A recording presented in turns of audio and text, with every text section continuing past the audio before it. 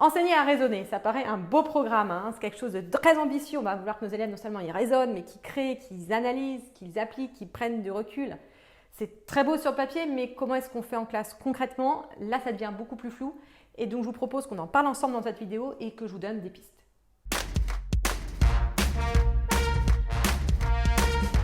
Alors, enseigner à raisonner, en fait, le titre est un petit peu réducteur parce que l'idée de la vidéo, c'est comment est-ce qu'on va aller enseigner ce qu'on appelle les compétences cognitives hautes. Si vous vous rappelez de la pyramide de Bloom, en bas, il y a savoir, appliquer, comprendre, mais en haut, tout ce qui est analyser, créer, synthétiser, donc raisonner, comment on fait?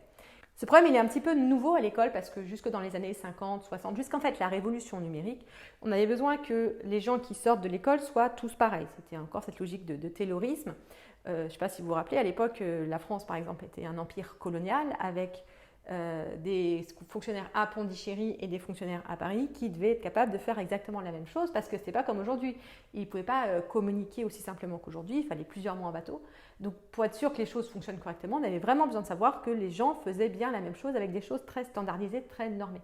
Et donc l'école formait à ça.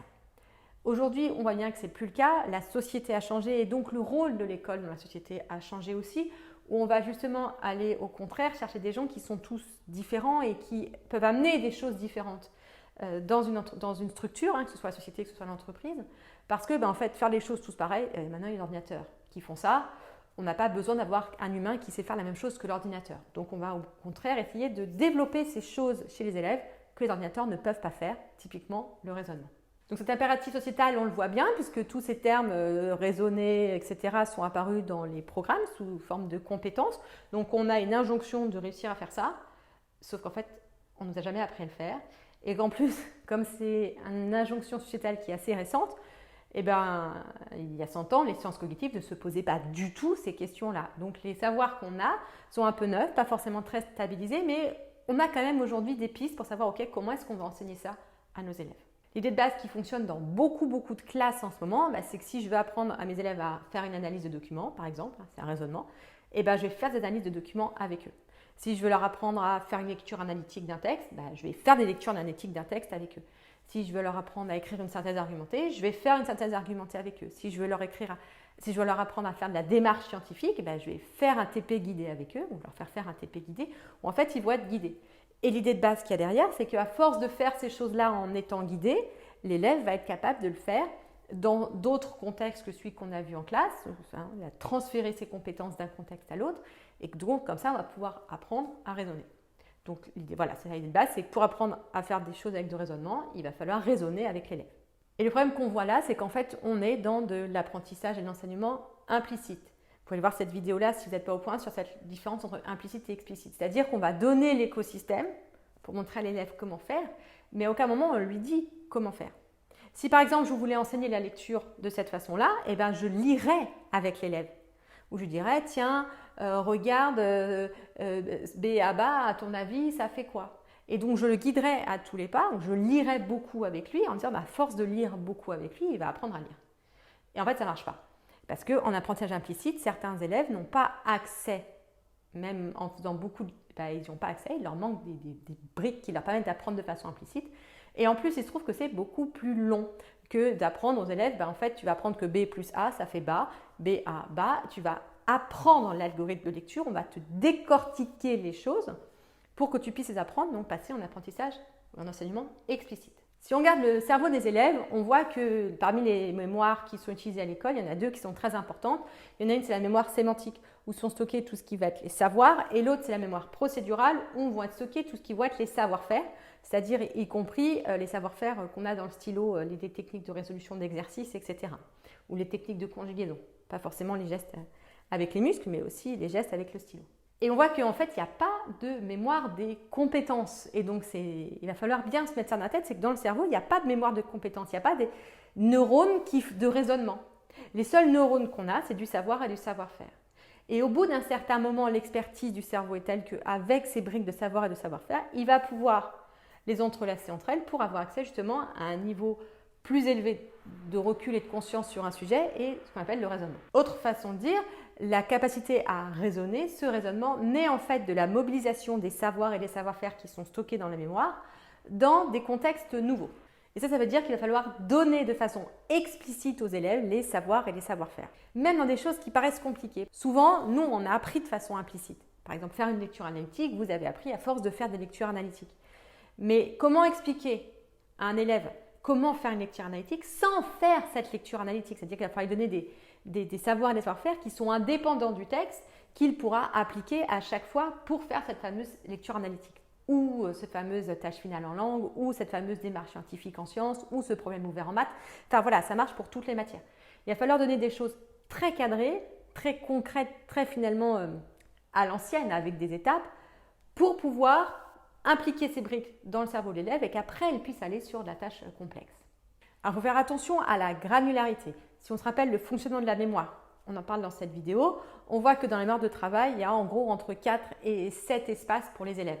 Donc, si on veut que tous les élèves puissent avoir accès à l'enseignement, à cet apprentissage explicite, il va falloir diminuer le nombre de critères ou le nombre d'étapes de chacun de ces grains qu'on va leur donner, ces grains de savoir, ces grains de savoir-faire et adapter justement cette bonne granularité. Si par exemple, pour faire une lecture, pour faire un plan de dissertation, je leur dis le plan de dissertation c'est facile, premièrement tu fais une intro, ensuite tu fais un plan détaillé, ensuite tu fais une conclusion.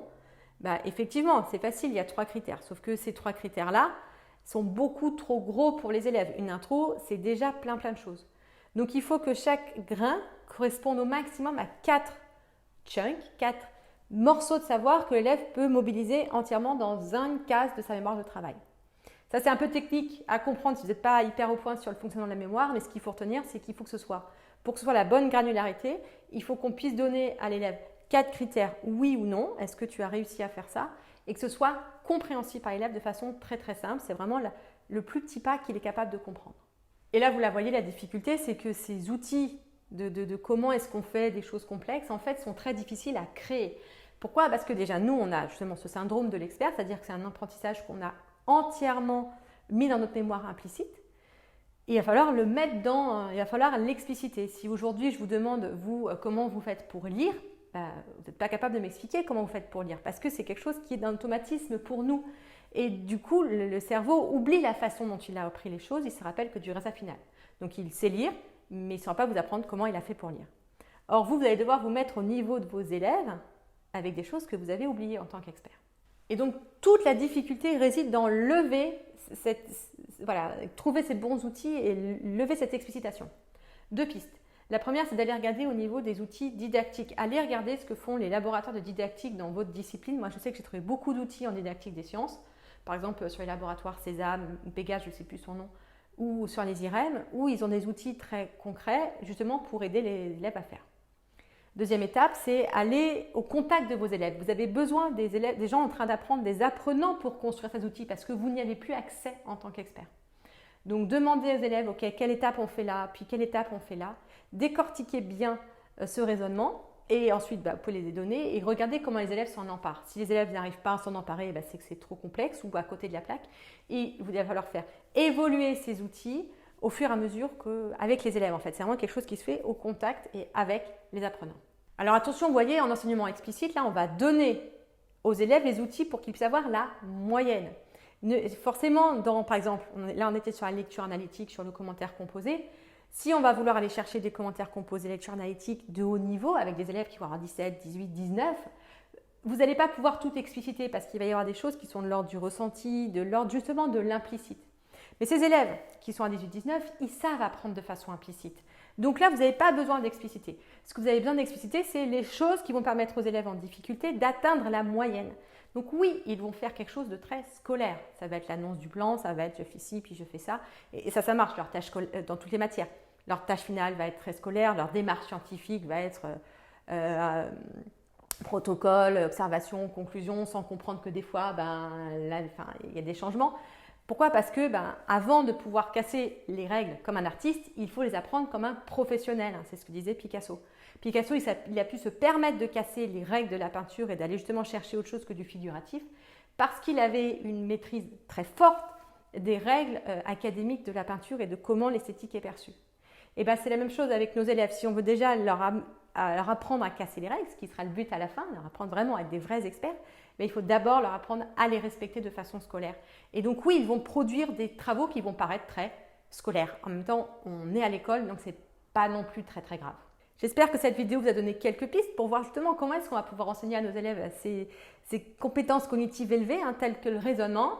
Si ça vous intéresse, n'hésitez pas et que vous voulez qu'on en parle, n'hésitez pas à vous inscrire à la bulle pédagogique dont le lien est en description où justement on échange ensemble sur toutes ces choses-là. Si vous pensez que les idées que je vous propose ici sont intéressantes et qu'elles ont connu à être gagnées par plus de monde, il va falloir nourrir l'algorithme de YouTube, donc le pouce, l'abonnement, parlez-en à vos collègues, le partage, tout ce qui va faire que YouTube se dit « c'est intéressant ce qu'elle raconte ». Merci à tous.